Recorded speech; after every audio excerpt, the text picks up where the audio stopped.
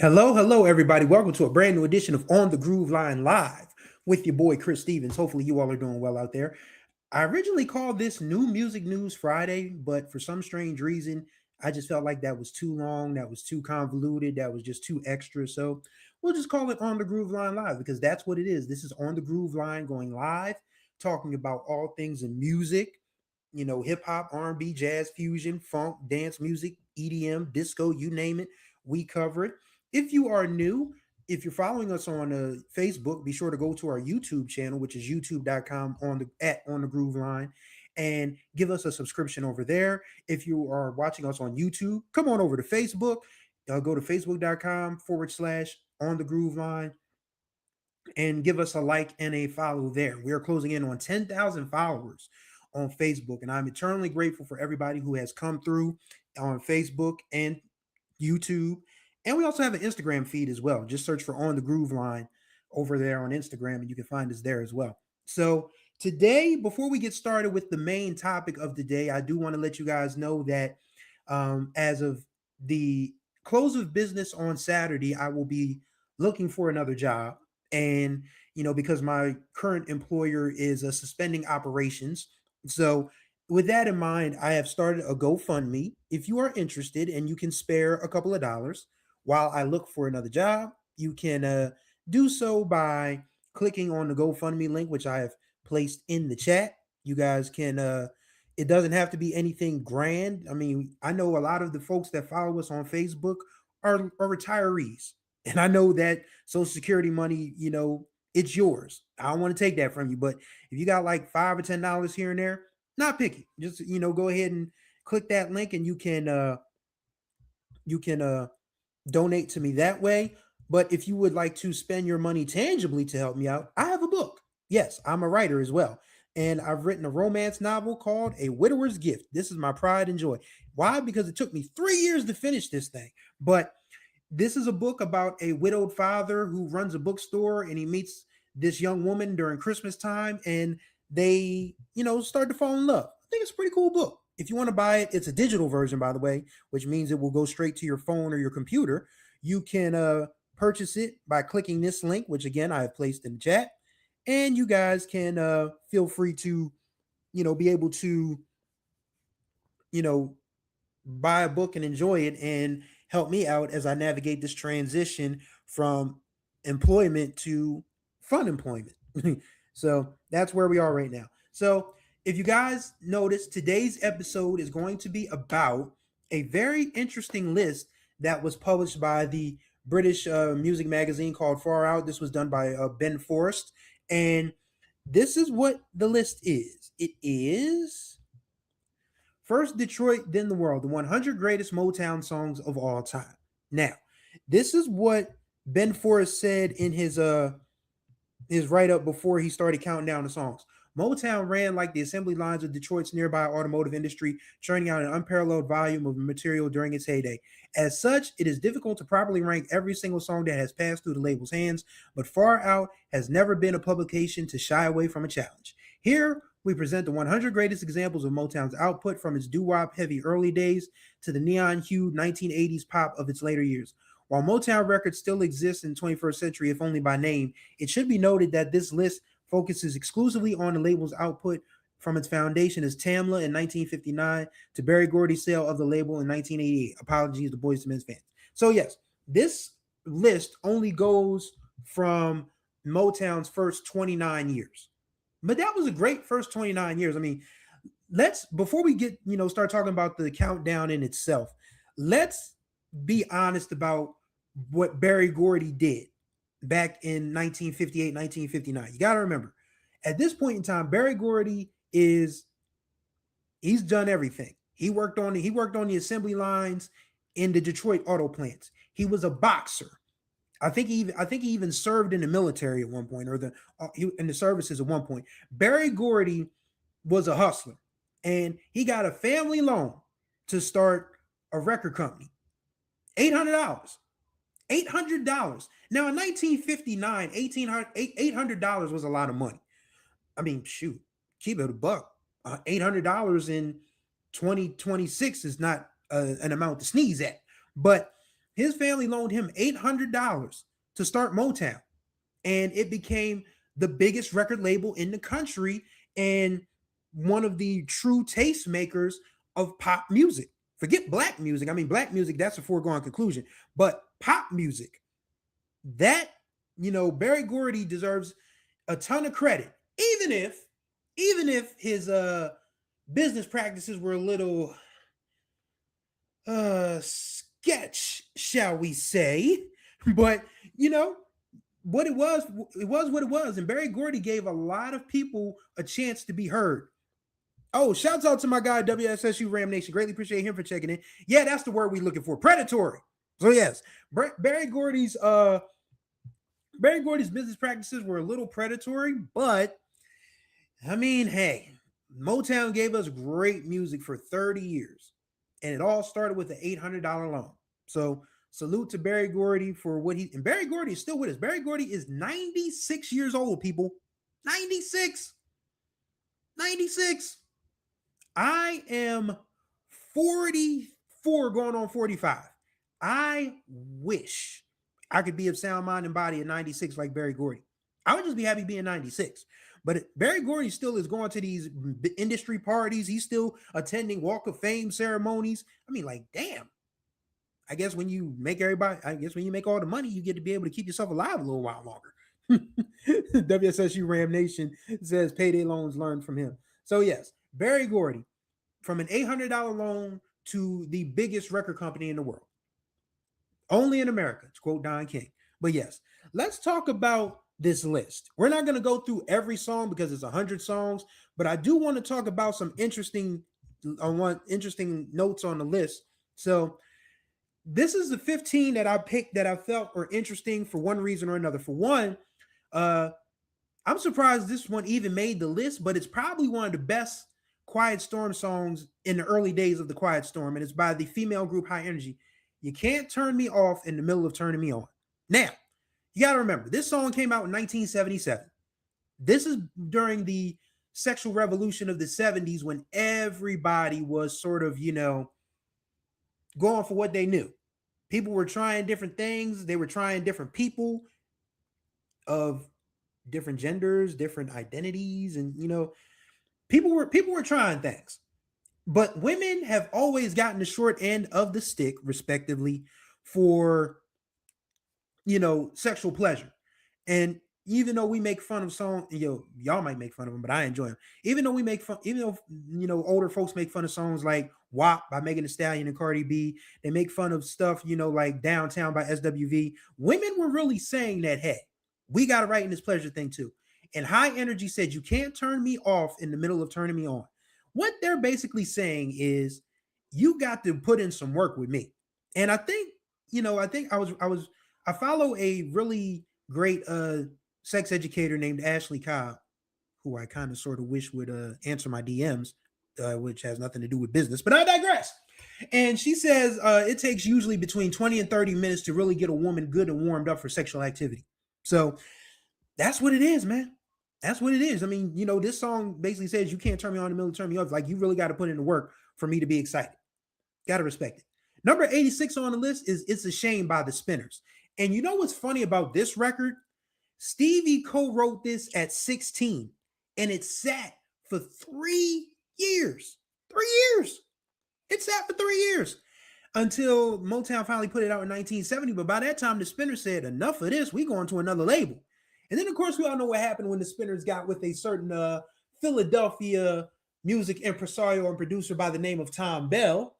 And it was up from there. So that's enough. That's a miss from Barry Gordy. He had a few of those, actually. We'll talk more about that in a minute.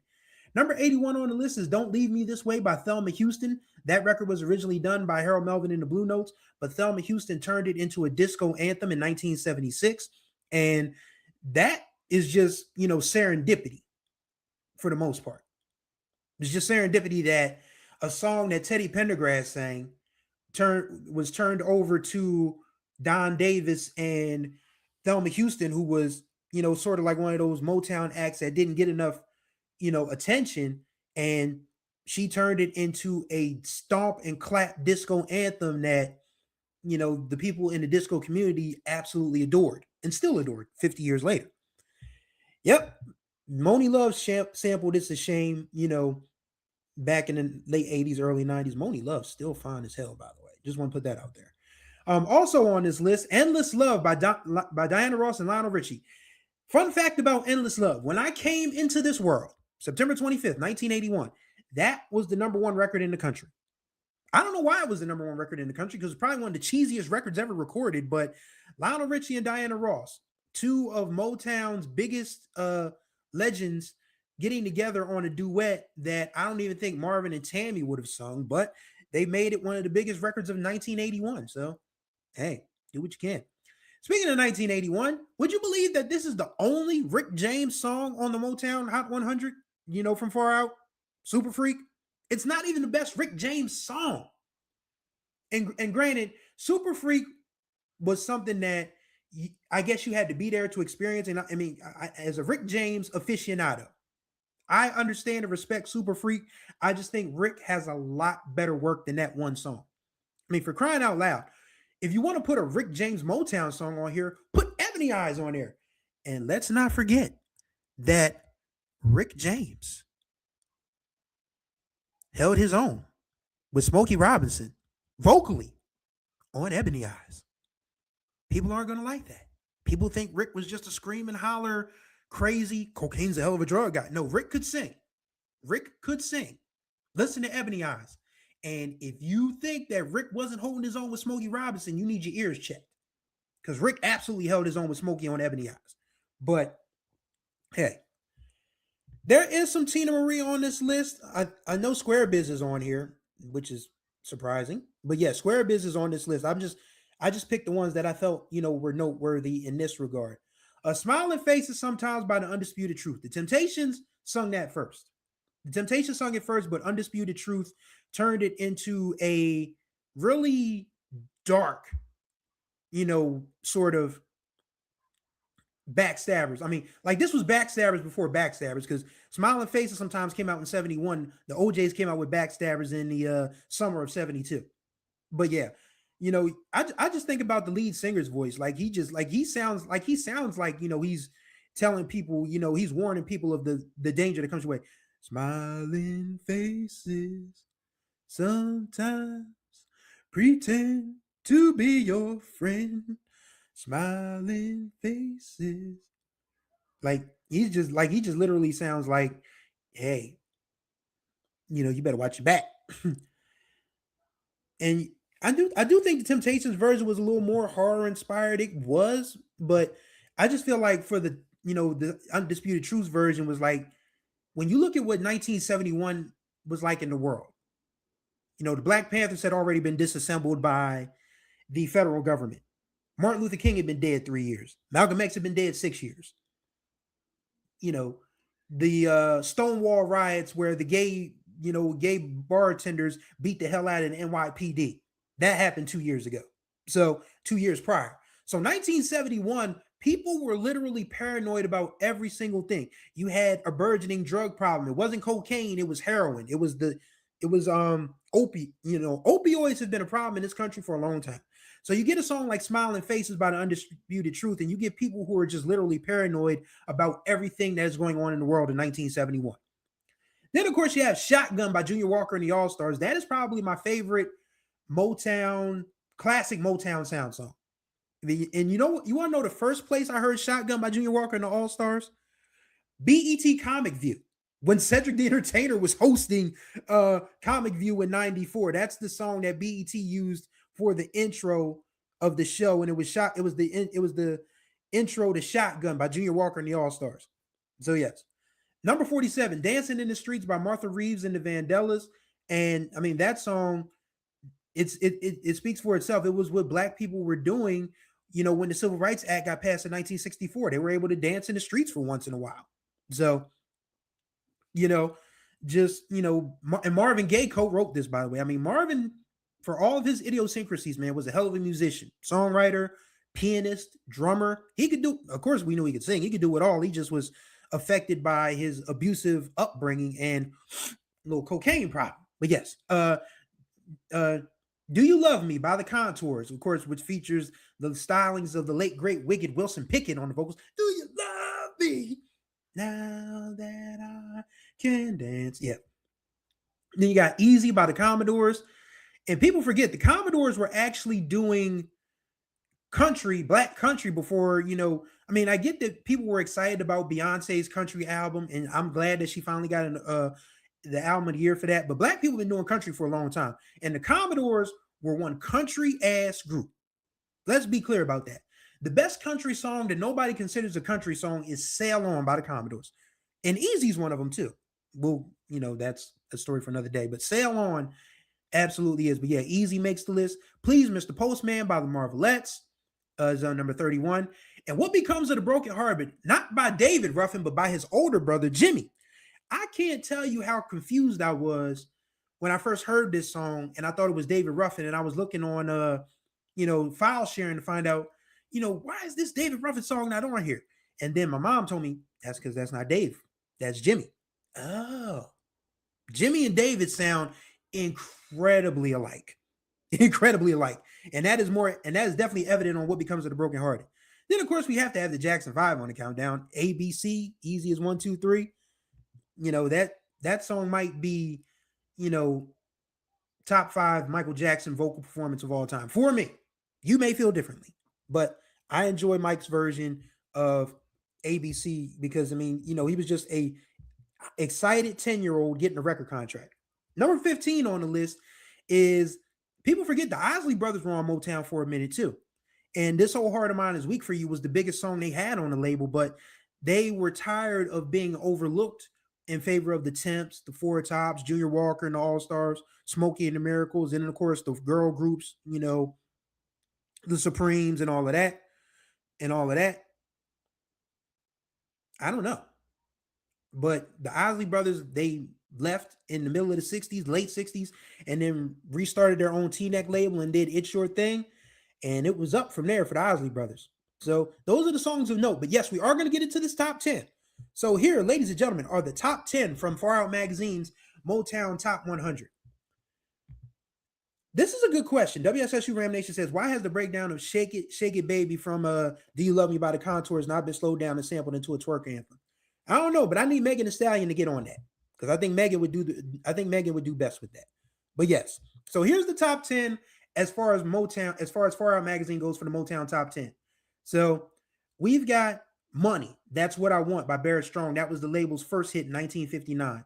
Then you have Baby Love by Diana Ross and the Supremes. Reach Out, I'll Be There by the Four Tops. Ain't No Mountain High Enough by Marvin and Tammy. What's Going On by Marvin. Nowhere to Run by Martha and the Vandellas. Tracks of My Tears. Tracks of My Tears is one of the saddest damn songs I've ever heard in my life. And Smokey Robinson, he gets, because there's this often misheard and, misinterpreted quote that Bob Dylan said Smokey was America's greatest living poet. Bob never said that, but it's a nice thought because Smokey used to write some really good stuff. And Tracks of My Tears is proof of just how great of a writer Smokey was. That song is sad as hell, bro. Absolutely sad as hell. We also have at number 2, Sir Duke by Steveland. Again, y'all know me. I'm a Stevie Wonder stan. Like, Stevie Wonder can do no wrong in my eyes. But I don't think I would put Sir Duke as the greatest Stevie Wonder song during his time on Motown. I wouldn't.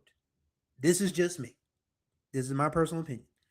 I mean, my favorite Stevie Wonder song of all time is Higher Ground. I joke about this all the time because I don't plan on going anywhere, but I want Higher Ground played at my funeral. I do. Because it's just one of those songs that, just feels like church in there. And here we talking about that Smokey Robinson song, Drinking That Wine. Oh boy, God bless Smokey. Smokey was trying to let the people know that you can't be gang banging and all of that good stuff. Woo, Smokey. Oh boy, good old Smokey Robinson. Yeah, but yes, the number one song, as suggested by Far Out, was "Heard It Through the Grapevine" by Marvin Gaye. Now, so that's the top 10. I want to talk about "Heard It Through the Grapevine" for this purpose. People forget that Gladys Knight and the Pips did Heard It Through the Grapevine first, but Marvin's version was recorded first. but they put out Gladys Knight and Pip's version in 67, but then they circled back and put out Marvin's version in 1968. And again, you have to think of the times. 68, Vietnam. Martin Luther King gets assassinated. Robert F. Kennedy Sr. gets assassinated.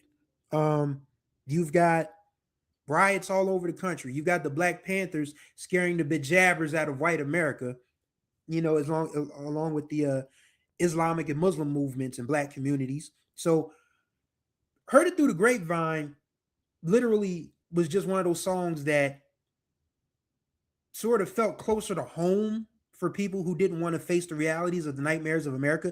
But when you hear Marvin's voice in that, they say a man ain't supposed to cry, but these tears I can't hold inside. Like, he literally is telling you that he knows that you're leaving him for someone else. And that song just spoke to a generation of people who lived through the rumor mills back then. That's why, that's why I say heard it through the grapevine. And that's what the people are still using that saying today in 2026, nearly 60 years later. Yo, I heard it through the grapevine that this is going on, that's going on. That person is leaving that person. That person is cheating with that person. That person has this problem. That person has that problem. Heard It Through the Grapevine, man, is something that's going to outlive us all. Do I think it is the best Motown song? Not necessarily. But it's probably the one that is probably in at least the first 3 or 4 that people think of when you think of the original Motown sound. Like, if you picked a group of people born between 1946, which is the boomer age, and we'll just say boomers, 1946 to 1964, the baby boomer age. If you grabbed a group of baby boomers and say, what's one of the first Motown songs you think of? Somebody's going, if you put, I'd probably say 50 boomers in a room and ask them what's the first Motown song they think of, guarantee at least half of the room is going to say Heard It Through the Grapevine. Marvin's version, by the way, because that's the one that made the top of the list. WSS Ram Nation says, yeah, it is the biggest selling Motown single still. 58 years later, it is still the biggest selling Motown single, Heard It Through the Grapevine by Marvin Gaye. And Marvin, like, for him, it was always interesting to, read up on Marvin's story about how he literally could just do whatever the hell he wanted to do because he was married to Berry Gordy's sister. And Berry Gordy pretty much let him have the run of the place for the most part. And I think that's what and I think people will probably say, oh, Marvin didn't need that. And he didn't, but he used it. That's why he went ahead and was able to get What's Going On done, because Berry Gordy hated What's Going On, the single. But then when they put it out behind his back and it went all the way to the top of the charts, and Berry Gordy was like, I ain't got a choice now. Okay, you want to do this What's Going On album? Go ahead and do it, man. Can you have it done in about a month or so? And Marvin hadn't written a damn thing outside of What's Going On. So he had to get together with, different people, like the Four Tops, the Originals, the group he was producing at the time, and put together an album. And it's crazy that album came together in 3 weeks cohesively. Because when you listen to What's Going On, this is a story.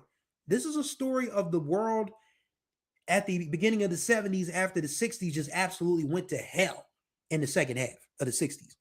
You have songs like Flying High in the Friendly Sky. I mean, I've done a What's Going On review. You can check that out or whatever. Yep, let's not forget Marvin Gaye tried out for the Detroit Lions at one point in time. Let's not forget that. Marvin Gaye was so baffled by everything that was going on in the world and in his personal life, because, of course, Tammy Terrell died of a brain tumor in the winter of 1970. So Marvin Gaye, at 31 years old, with no athletic training, with no athletic background, tried out for the Detroit Lions. And everybody around Marvin thought he was absolutely nuts. Like, why in the world would you, Marvin Gaye, one of the greatest singers of your generation, risk the early advancement of CTE to play football? But Marvin moved through life however he wanted to move through life. But the Detroit Lions really just said, hey, Marvin, man, we appreciate you coming out, but bro, this ain't your thing. And it's okay that's not your thing. Because, well, you sing so wonderfully. And don't forget, Lem Barney and Mel Farr, two of the great Detroit Lions of all time, are the background singers of what's going on. I see what you did. I see what you did there. Yeah, stubborn kind of fellow. Yes, Marvin absolutely was a stubborn kind of fellow. I mean, that could have been the title of the biography David Rich wrote with him, but Divided Soul fit perfectly. Oh, I say this all the time.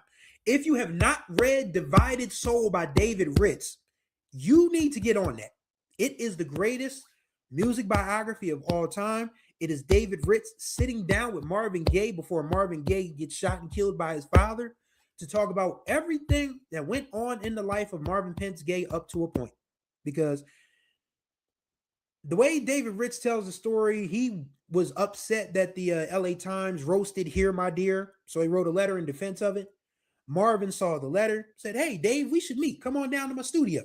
So, and David Rich had already written Brother Ray with Ray Charles at this point in time. So he had already been a credible biographer. So Marvin said, "Can you write my story? Write my story with me." So on and off it went. Marvin went to Hawaii. Marvin went to San Francisco. Marvin went to London. Marvin went to Belgium. David Rich followed him there and was able to put together what would be Divided Soul after they sort of had a financial disagreement, because David Rich claims that part of the lyrics of Sexual Healing are his in conversations with Marvin. And Marvin was like, "No, I wrote this myself." So they were literally on the outs when Marvin died. But David Rich was able to finish the book because everybody from Motown wanted to talk about Marvin at that point in time. His mother was still alive, his father was still alive. So many other people, Barry Gordy, Smokey, Kim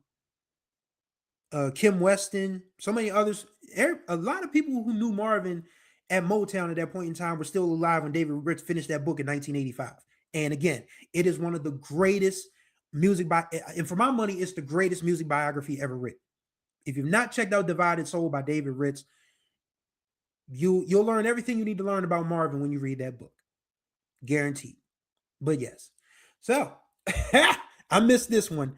WSC Ram Nation says Anna Gordy, one of the GOAT Cougars in history. Yes, if you guys did not know, Anna Gordy was 17 years older than Marvin when they got married in 1962. He was 22, she was 39. And it was so strange that Marvin left her for a woman 17 years his junior when he was 34. Yeah, y'all can do the math. Yeah, y'all can do the math on that. I'm not here to judge. I'm not here to judge. It was a different time. Not saying it was right, but it was a different time.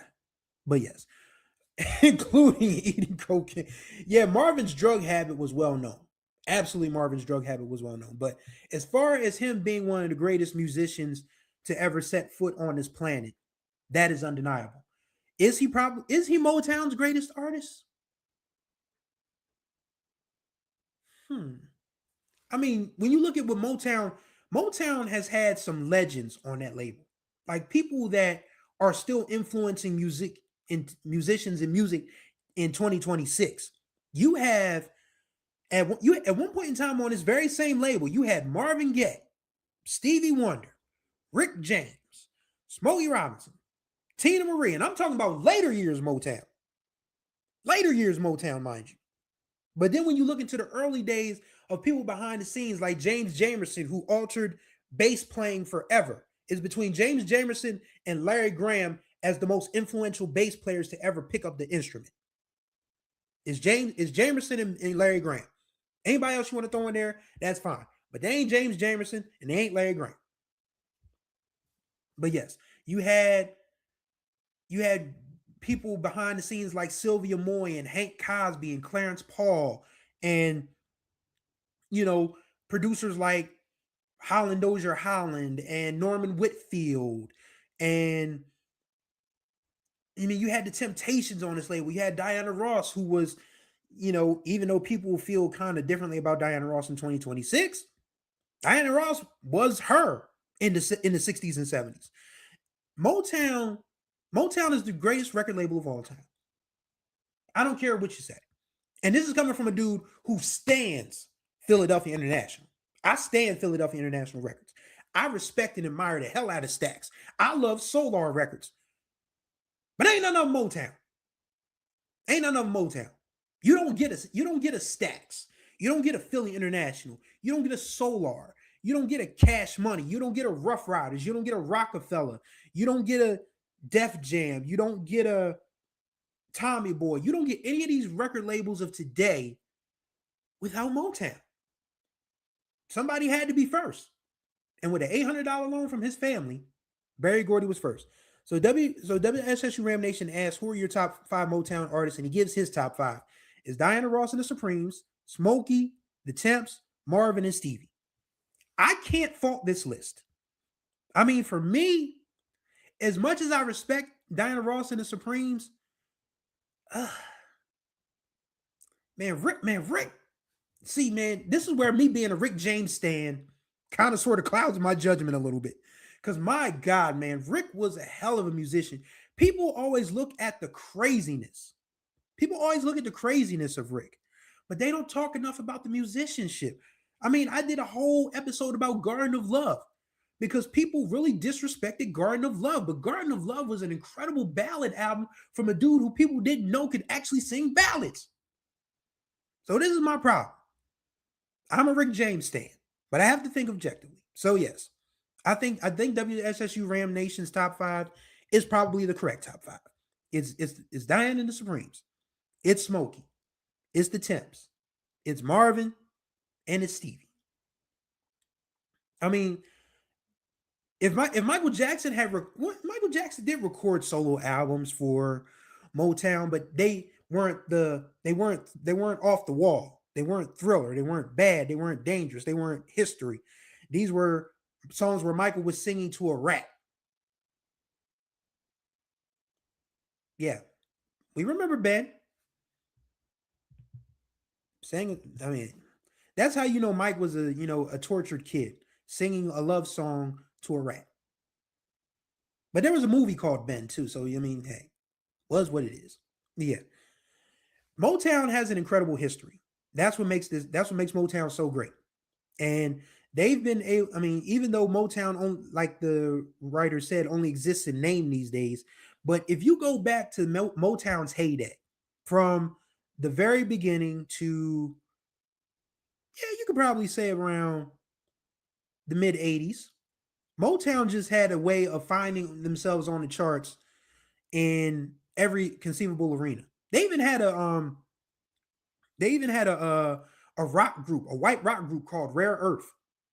Like, they did everything. Barry Gordy was, the sound of Young America. It eventually became, I mean, in the Motown sound, eventually became a little, yeah, Boys to Men was on Motown, but the writer said he only was doing stuff from 1959 to 1988. So that's why there's no Boys to Men on his top 100. But yeah, Boys to Men revived Motown. So did Johnny Gill, by the way. Let's not forget, Johnny Gill was on Motown. Johnny Gill's 1990 album is the start of 90s R&B. Don't let anybody tell you different.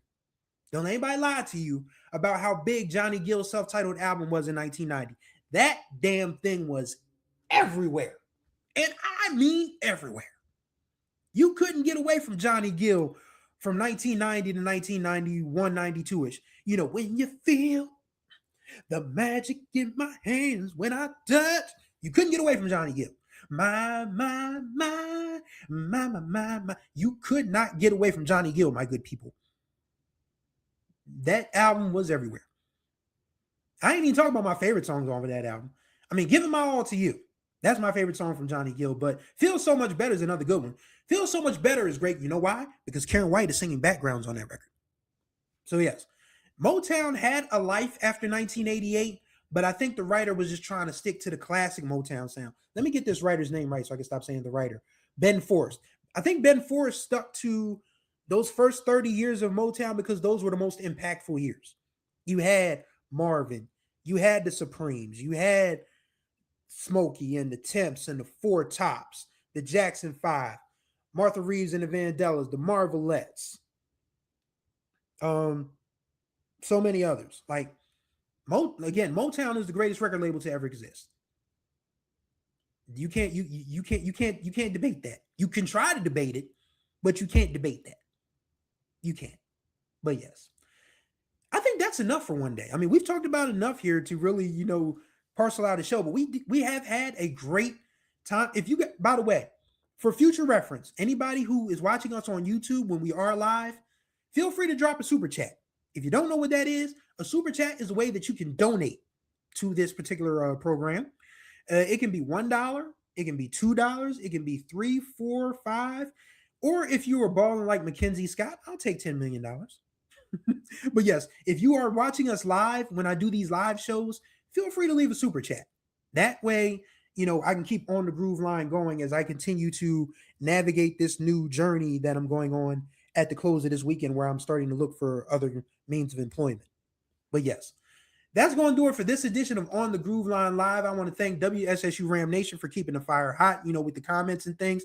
And I definitely want to thank y'all for, supporting me on Facebook and Instagram and YouTube and all of that. So yes, we'll be back on Monday with our fourth installment of MFSB Mondays. We're going to be talking about the Philadelphia Freedom album, which was the last album that the key MFSB players, Earl Young, Bobby Eli, Norman Harris, and Ron Baker played on before they left for South Soul Records. So we'll be talking about Philadelphia Freedom on Monday. And, we'll be back here live next Friday talking about this and that. It might be a different time, though, because, well, I have a job interview on Tuesday, so I'm excited about that. So if this works out, they might ask me to start right away. So I might not be available on Friday, but I'll still be doing Friday shows. They just probably won't be at 12 o'clock anymore, but we'll see what happens. But yes, thank you guys for tuning in. Again, this has been On the Groove Line Live with your boy Chris Stevens. Again, we'll be back on Monday. Thank you all for tuning in. And until the next time we speak, y'all take care of yourselves and each other, and you have a great weekend. We gone.